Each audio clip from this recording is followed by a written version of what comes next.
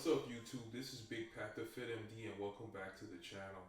This is my new segment called The More You Know, The More You Grow. And in this segment, I'm going to share with you quick tips on how to improve in the gym. All right, so enjoy. So, if you haven't guessed already, I am a doctor. I practice evidence based medicine, and you could also apply evidence based approach to actually working out. It may save you time in the gym. All right. I've been working out for 10 years, and in that time, I've done many things incorrectly just from watching people do things and thinking that because people were doing things a certain way, that was the right way to do it because the guy was impressively looking like he was big and jacked and muscular, and I wanted my abs to be like him or I wanted my biceps to be like him. So I would imitate what I saw in the gym. But I think the best approach is to look at the research and look to see if what you're seeing in the gym actually work. I think if you incorporate this into your workout program, you will save time. All right. So now when we work out, we usually do 3 sets of 10 when we're doing a bicep exercise or a bench press or a squat. But how long do you usually rest in between sets? Do you rest for 3 minutes? Do you rest for 5 minutes? Do you rest for 10 minutes? Do you pick up your cell phone and send quick texts or check your Facebook or your Instagram and then do the next set? Is it beneficial to not wait very long between sets, or does waiting longer help you build more muscle? So I have one research article that may answer that question for you. All right, let's get it on. Let's get it in. This article is entitled Effect of Different Interset Rest Intervals on Performance of Single and Multi Joint Exercises with Near Maximal Loads. This was taken from the Journal of Strength and Conditioning Research and published on March 2016. In this study, they used 15 men. They had an average age of 26 and were about 180 pounds. These guys were in good shape. They had about 1 year of experience in training and usually worked out about 4 times a week for about an hour. They usually, in their exercise regimens, usually trained resting only 1 to 2 minutes in between sets. These guys also did not use steroids. The guys that did use steroids were excluded from this study or any performance enhancing drug. The two exercises that were studied was the barbell bench press and the machine chest fly. The barbell bench press represented their multi joint exercise in this study, while the machine chest fly represented their single joint exercise. So they made these 15 men go through 8 training sessions through the study with 48 hours rest between sessions. Okay. Um, During these sessions, they would perform 5 sets of either the barbell bench press or the machine chest fly. What would vary per session and be recorded was how long they would rest in between sets and how many reps of the exercise they could do per set. So, for example, one guy would come in one session, and on that day, he was told to do 5 sets of barbell bench press and only rest for 1 minute in between sets. The amount of reps he could do after resting for 1 minute was recorded. After he was done with all 5 sets, he would go home and rest for 48 hours. The next session, he would do another 5 sets of the barbell bench press and rest now for 2 minutes instead of one like the first session. And the amount of reps he was able to do would be recorded. The study, of course, was randomized, so men didn't know how many minutes of rest in between sets were allowed per session, or which exercise they were going to do during or on that day. So this study allowed anywhere from 1 minute to 5 minutes of rest depending on the session on that day. It is also important to note that the men didn't do 5 sets of 10 reps like we all normally do in the gym. They were doing their 3 rep max in each set. For people that aren't familiar with that terminology, a 3 rep max is the weight that you put on the bar that you can only lift no more than 3 times before failing on the fourth try. So, since out of the 15 men, some could bench press 200 pounds and others couldn't, I guess this acted as an equalizer of performance because we all are on different stages of development and growth. So, here are the results. So as you could see from this chart, on the upper left hand side, you see BP, which stands for bench press, and then you see MCF, which stands for machine chest fly. And on the top, you see the sets. You see set one, set two, set three, set four, and set five. All right. And now going back to BP, which stands for bench press, you see the line where it says 1 minute. That's for them resting for 1 minute in that session. And then you see 2 minutes, them resting for 2 minutes in that session, 3 minutes in that session, and then 5 minutes in that session. All right. So as you could see, going up to the 1 minute session, on set one, the guys were able to do about 3 reps of their 3 rep max. And that's probably because this is their first set and they're not tired at all. So they were able to do the 3 rep max on the first set. But then when you look at the second set, they rested for about a minute and then they were only able to do 1.6 reps. Then they rest for a minute again, and then they're only able to do 1.3 reps now. And then they rest for another minute. And then on the fourth set, they're only able to do zero point 0.8 reps. And then they rest for another minute. And then set five, they're only able to do zero point 0.8 reps again. So what this is showing you is that because he's only resting for 1 minute in between sets, as you do more and more sets, you get more tired. So you aren't able to do the 3 reps that you would have been able to do on the first set.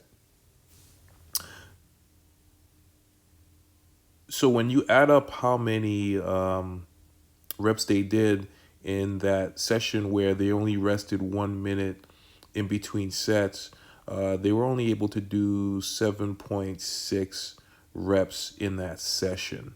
So now the participant is allowed to go home and rest for 48 hours. And in the next session, he'll do 5 sets with only 2 minutes to rest in between with the barbell bench press. So let's look at the numbers here. So on the first set, he's able to do 2.86 reps. On the second set, he's able to do 2.7 reps after he's rested 2 minutes. And on the third set, he's able to do 1.9 reps after he's been able to rest for 2 minutes. So comparing that to the session where he was only able to rest for about a minute, it looks like he's able to do more reps per set when he's been allowed to rest for 2 minutes. So this is telling you that if you rest a little longer, with the bench press, your performance will improve. You'll be able to do more reps. All right. So after doing 5 sets, he was able to do 9.5 reps total up as compared to 7.6 total reps when he was only allowed to rest for 1 minute. Now, if you look down at a session where he's able to rest 5 minutes in between repetitions for the bench press, you continue to see that his performance is improving. He's able to do 3 rep maxes on the first set, 2.7 reps on the second set, 2.7 reps on the third set, 2.3 reps on the fourth set, and 2 reps on the fifth set. All right. So barbell bench press is a compound movement. So it's a very labor intense movement. It's involving multiple joints. And so I guess if you this is saying that if you are allowed to rest longer, you'll be able to do these exercises more efficiently. Now let's look at the single joint exercise, which is the machine chest fly, which your shoulders and your chest are the only muscles that are involved. So this is a less labor intense exercise. Um, it looks like when you had a session where you were only allowed to rest 1 minute, you were still able to do, um, you know, almost all 3 rep maxes. So on the first set, able to do 2.9 reps. Then on the second set, 2.6 reps. And then set three, 2 reps.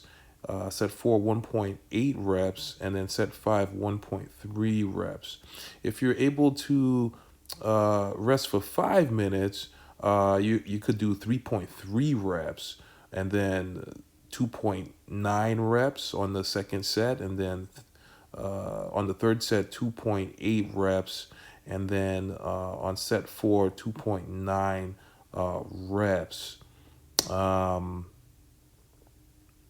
it doesn't look like, based on how many minutes rest you have, that it matters as much. I guess it's because it's a smaller muscle.